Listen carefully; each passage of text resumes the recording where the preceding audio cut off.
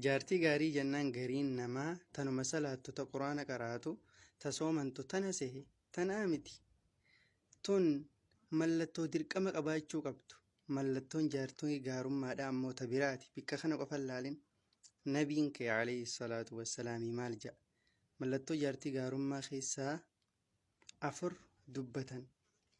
Salaataa fi quraanni fi kun dirqamni shari'aadhaa kan isirra kaahame kana yoo isiin ittiin hojjetin fuudhuun siin ta'u beeyta.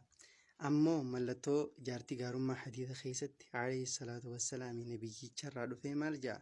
Mastafaada almu'minu ba'da taqwallaahi khayran lahu min zawjatin saalihaa jedha. Mu'minni waa hin fayyadamne waa hin milkooyne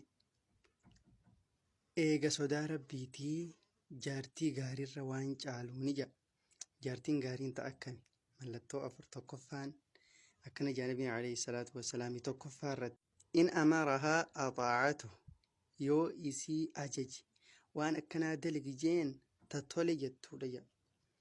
Arra dubartoota keenya hedduu agarra ni qaraatini soomantii waa hundaahu haafida quraanaati nama gorsiti garuu immoo tole jechuun tun isii bira hin jirtu. Jaarsaaf tole hin jettu mata jabaatti. Mata jabeenyi kanaa isaanirraan barbaachisu jechuudha. Lammaffaa irratti nabiin alayhi salaatu wassalaami lammaffaa irratti illee maal jedha? Wa in nadara ilayhaa sarratuhu yoo gama isii ilaales ta isa gammachiiftu jedha. Yoo isii ilaaltes bareedina isii ni mul'ifti mana keessatti isiif ni tottolfatti.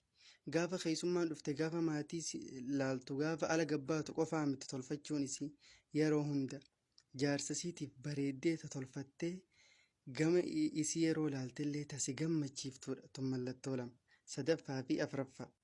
Wayin aqsama calayhaa abarrathu. Ammaas mallattoon sadaffaan ta yoo inni isii irratti kakate wallaahi waan akkanaa ni dalayda yookaan immoo waan akkanaa hin dalaydu warra keessan hin dhayxu jee wallaahi galgala arraa kana na dura raftu jee yoo itti kakate wallaahi akkanan taatu jee yoo itti kakate kakuusaa san guuttee fi tan isa qulqulleessituudha jedhu nabiin alayhi salaatu wassalaami.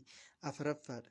وإن غاب عنها نصحته في نفسها وماله yoo inni biyyarraa fagaates yoo isirraa fagaates haga inni deebuutti lubbuu ofiitis tiksitee qabeenya isaa san tatiksituudha jedhu nabiin alayhi salaatu wassalaami. Jaartii gaarummaa jechuun tana malee salaataa fi quraanaa fi kun ibaadaan biraa dirqama rabbiin isirra kaaye. Ammoo dubartiin takka gaarii tahuuf abbaa manaatiif gaarii tahuuf waan afran kana qabaachuu qabdi.